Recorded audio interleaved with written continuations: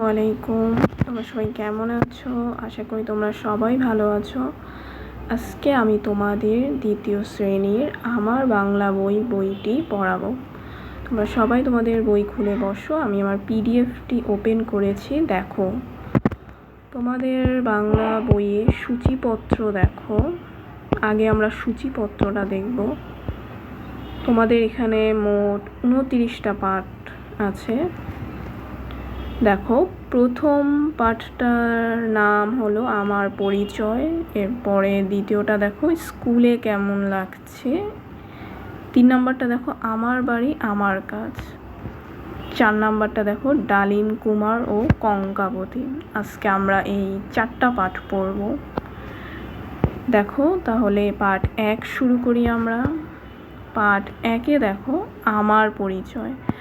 পাঠ 1-এ তোমরা তোমাদের পরিচয় নিয়ে আলোচনা করবে। দেখো কি লিখেছে বই।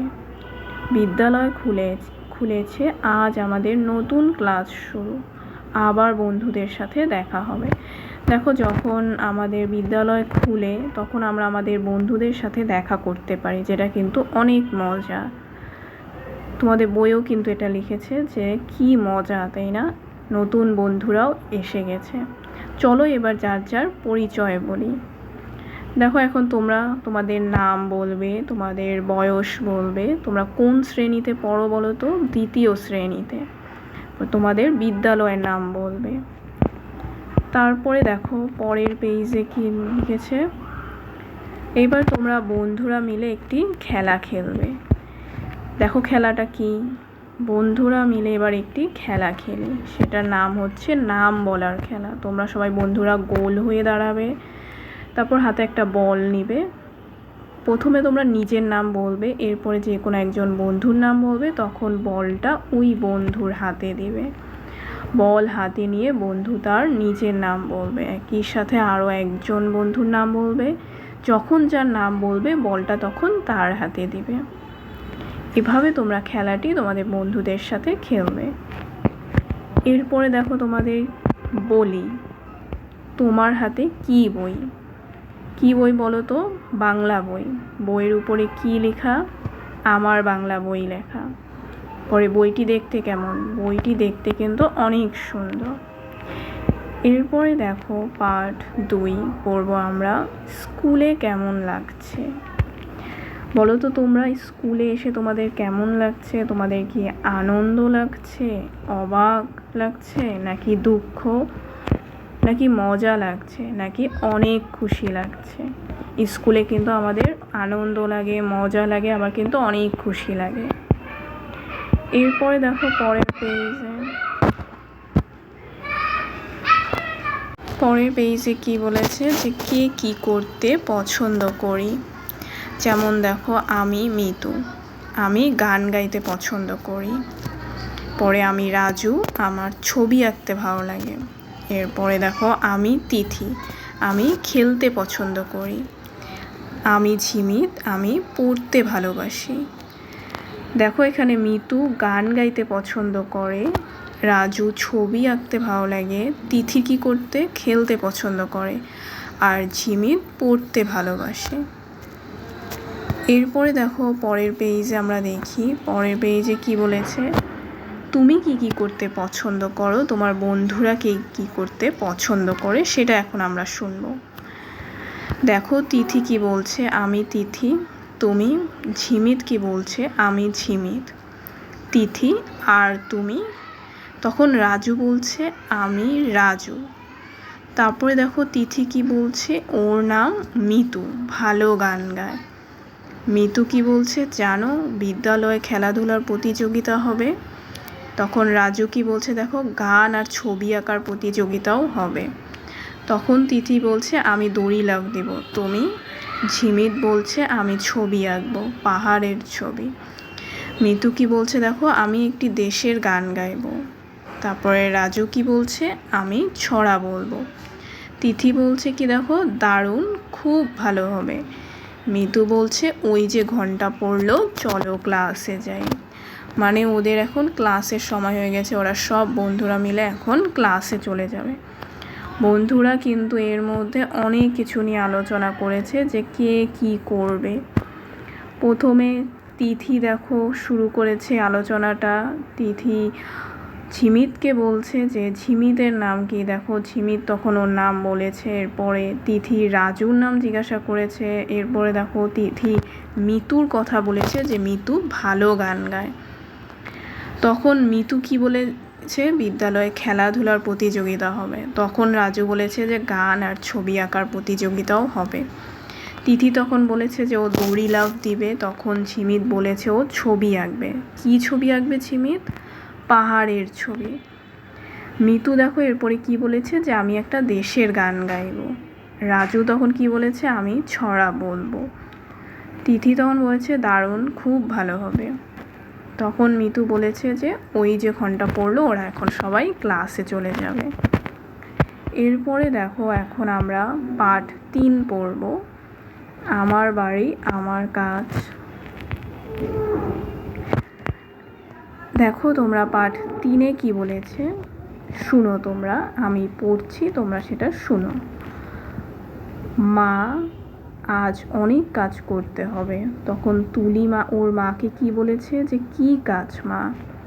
তখন মা বলেছে ঘর বাড়ি পরিষ্কার করতে হবে, কাপড় গোছাতে হবে। তপু বলেছে কি দেখো আমিও কাজ করব। তখন ওদের বাবা দেখো বাবা কি বলেছে যে আজ তো বাজারেও যেতে হবে। তপু বলেছে আমি তাহলে বাবার সাথে বাজারে যাই। তুলি বলেছে আমি তবে মার সাথে কাজ করি।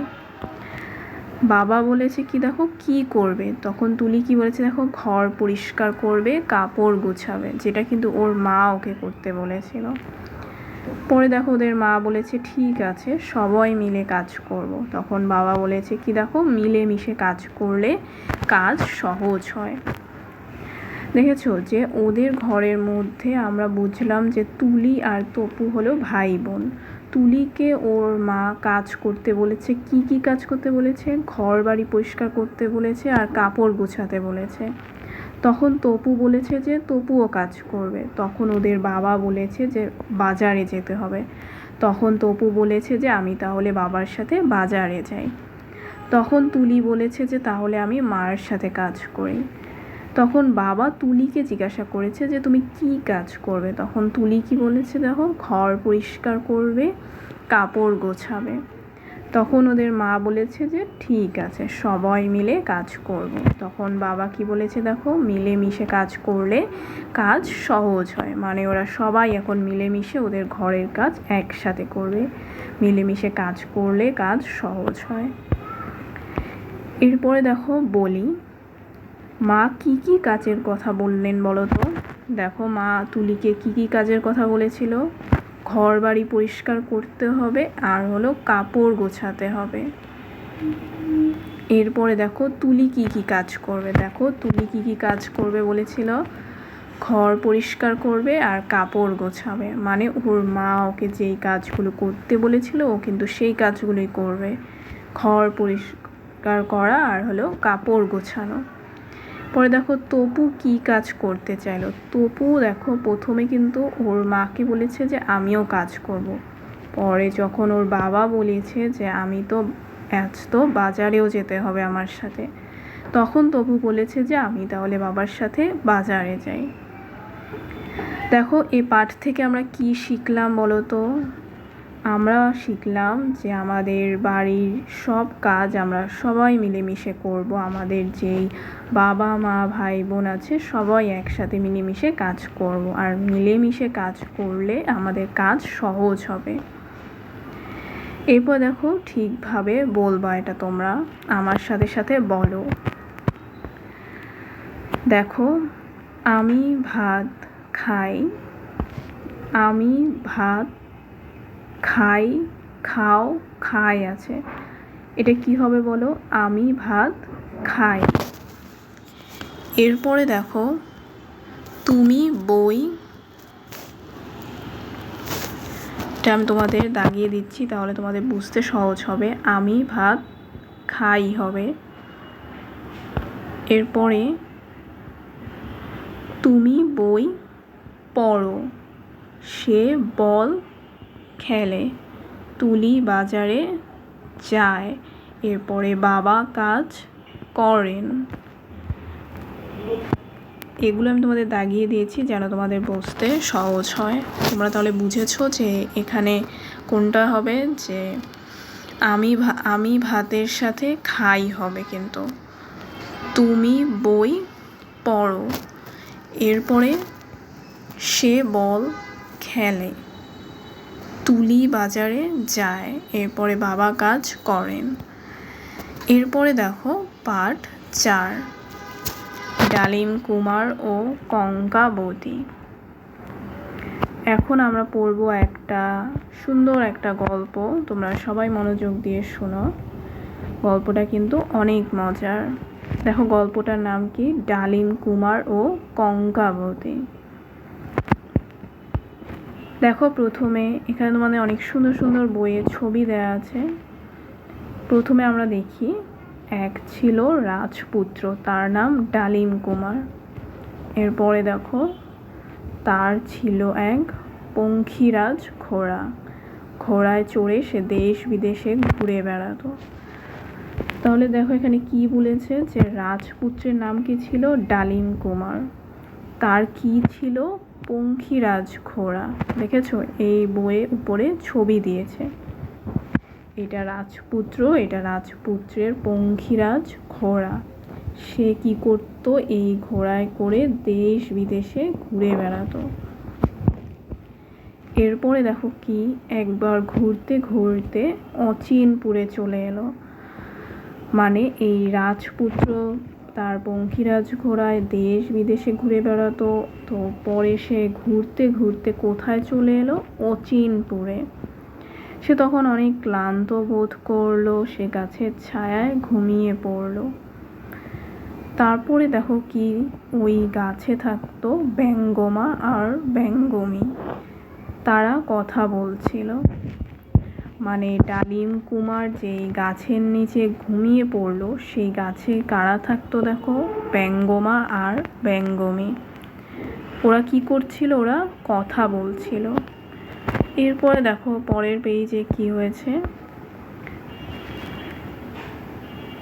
ডালিম কুমারের ঘুম ভেঙে গেল। দেখো ডালিম কুমারের ঘুম ভেঙে গেল কেন, ওই যে দেখো ব্যঙ্গমা আর ব্যঙ্গমী কথা বলছিল ওই গাছে, ওদের কথা শুনে। দেখো ওরা কি বলছিল কথা, সেটা কিন্তু তোমাদের ছবিতে দিয়ে দিয়েছে। এই যে দেখো রাজকন্যা কঙ্কাবতীর কি হয়েছে জানো, তখন আরেকটা দেখো ব্যঙ্গমী কি বলছিল, যে কি হয়েছে।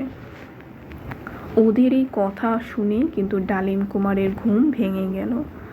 এরপর দেখো কি হয়েছে, ব্যঙ্গমা ব্যঙ্গমী বলছে যে সে এখন রাক্ষসপুরীতে বন্দি। তখন আরেকজন কি বলছে, দেখো কি সর্বনাশ, রাক্ষসপুরী তো অনেক দূরে, 7 সাগর 13 নদীর ওপারে।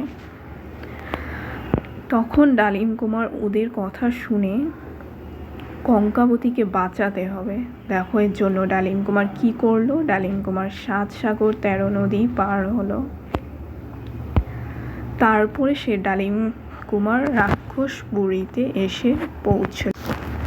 দেখো যখন ব্যঙ্গমা ব্যঙ্গমী কথা বলছিল রাজকন্যা কঙ্কাবতী নিয়ে, যে কঙ্কাবতীর কি হয়েছে, কঙ্কাবতী হলো রাক্ষসপুরীতে বন্দি ছিল, ওরা এটা নিয়ে আলোচনা করছিল। এখন এই ব্যঙ্গমা ব্যঙ্গমীর এই কথা শুনে রাজকুমার 7 সাগর 13 নদী পার হলো কেন, কঙ্কাবতীকে বাঁচাতে হবে এর জন্য। কারণ এই রাক্ষসপুরী কিন্তু অনেক দূরে, 7 সাগর 13 নদীর ওপারে। যখন দেখো ডালিম কুমার 7 সাগর 13 নদী পার হলো, তখন সে রাক্ষসপুরীতে পৌঁছালো। দেখো পরের পেজে কি হয়েছে সেটা আমরা দেখি। দেখো ডালিম কুমার কিন্তু রাজকন্যা কঙ্কাবতীর কাছে এসে পৌঁছেছে। দেখো কি বলছে, উঠো কঙ্কাবতী। তখন রাজকন্যা কঙ্কাবতী সোনার পালঙ্কে ঘুমিয়ে আছে, কিছুতেই তার ঘুম ভাঙে না। ডালিম কুমার দেখতে পেল কঙ্কাবতীর মাথার কাছে রূপার কাঠি আর পায়ের কাছে সোনার কাঠি। দেখেছো তোমরা, তাহলে রাজকুমার যখন রাক্ষসপুরীতে পৌঁছেছে তখন সে কিন্তু কঙ্কাবতীকে ঘুম ভাঙানোর চেষ্টা করছে, কিন্তু কঙ্কাবতীর কিন্তু ঘুম ভাঙছে না। তখন ডালিম কুমার দেখতে পেল যে কি দেখতে পেল দেখেছ? কঙ্কাবতীর মাথার কাছে রূপার কাঠি, আবার পায়ের কাছে কি সোনার কাঠি। এরপরে দেখো তখন ডালিম কুমার মাথার কাছে সোনার কাঠি নিয়ে এলো আর পায়ের কাছে নিয়ে এলো রূপার কাঠি। তাহলে বুঝেছো তোমরা এখানে কি করেছে ডালিম কুমার? ফার্স্টে কিন্তু কঙ্কাবতীর মাথার কাছে রূপার কাঠি ছিল আর পায়ের কাছে সোনার কাঠি ছিল। রাজকুমার কি করেছে? মাথার কাছে সোনার কাঠি নিয়ে এসেছে আর পায়ের কাছে রূপার কাঠি। তখনই কঙ্কাবতী জেগে উঠল।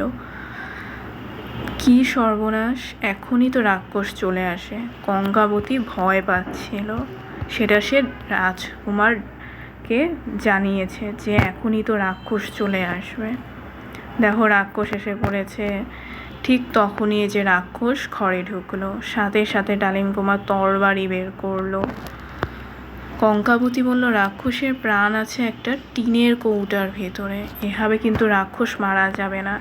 যখন ডালিম কুমার তরবারি বের করেছিল, ডালিম কুমার তো জানে না, ডালিম কুমার ভেবেছিল যে তরবারি দিয়েই ও রাক্ষসকে মেরে ফেলতে পারবে, কিন্তু তখনই দেখো কঙ্কাবতী বলেছে যে এভাবে কিন্তু রাক্ষস মরবে না। রাক্ষসের প্রাণ কোথায়? একটা টিনের কৌটার ভেতরে। ডালিম কুমার জানে না যে সেই কৌটাটা কোথায়। এরপরে দেখো কি হলো ওদের। কঙ্কাবতীর ছিল কিন্তু অনেক সাহস। তখন কঙ্কাবতী দেখো ডালিম কুমারকে কি বলেছে যে তোমার তরবারি আমার কাছে দাও। সে তখন পালঙ্কের নিচ থেকে একটা কৌটা বের করলো। এটা কে বের করেছে দেখেছো? কঙ্কাবতী কিন্তু বের করেছে। এরপরে দেখো কৌটা খুলেছে, কৌটা খুলতেই বেরিয়ে এলো একটা ভ্রমর। তখন কঙ্কাবতী তরবারি দিয়ে ভ্রমরটাকে কেটে ফেলল। ভ্রমর কিন্তু একটা পোকা। এটা বুঝিয়েছে যে কঙ্কাবতী আগেই বলেছে যে রাক্ষসের প্রাণ একটা কৌটার ভিতরে। তো তখন কঙ্কাবতী পালঙ্কের নিচ থেকে কৌটাটা বের করে, যে কৌটার ভিতরে ছিল একটি ভ্রমর নামে একটা ছোট পোকা। তখন কঙ্কাবতী তরবারি দিয়ে ওই ভ্রমরটাকে কেটে ফেলল। এরপরে কি হলো দেখো, তারপর ডালিম কুমার ও কঙ্কাবতী বেরিয়ে এলো রাক্ষসপুরী থেকে। মানে ওরা রাক্ষসকে পরাজয় করে ওরা কিন্তু জয়ী হয়েছে। তারপর তোমাদের পাঠ 5-এ দেখো তোমাদের বর্ণমালা আছে। বর্ণমালা তোমরা পড়বে, তোমাদের যে স্বরেয়, স্বরেয়া, রস্বই, দীর্ঘই। এরপরে তোমরা খালি ঘরে বসাবে। তোমরা এটা নিজেরা ট্রাই করবে। তারপরে নিচে ব্যঞ্জন বর্ণ আছে। এরপরে দেখো নিচে খালি ঘরে এই যে ব্যঞ্জন বর্ণ তোমরা খালি ঘরে বসাবে। আগে পড়ে নিবে উপরে, তারপরে তোমরা এই খালি ঘরটা পূরণ করবে। তো আজকে তোমাদের পাঠ 5 পর্যন্তই পড়ালাম। তোমরা পাঠ 5-এর এই খালি ঘরগুলো করে রাখবে, আমাকে নেক্সট ক্লাসে দেখাবে। তোমরা এই পাঠ 1 থেকে 5-এর মধ্যে কোনোটা যদি তোমরা না বুঝো তাহলে তোমরা আমাকে নেক্সট ক্লাসে জানাবে। আর নেক্সট ক্লাসে আমি তোমাদের পাঠ 6 নিয়ে আলোচনা করব। তো আজকে এই পর্যন্তই।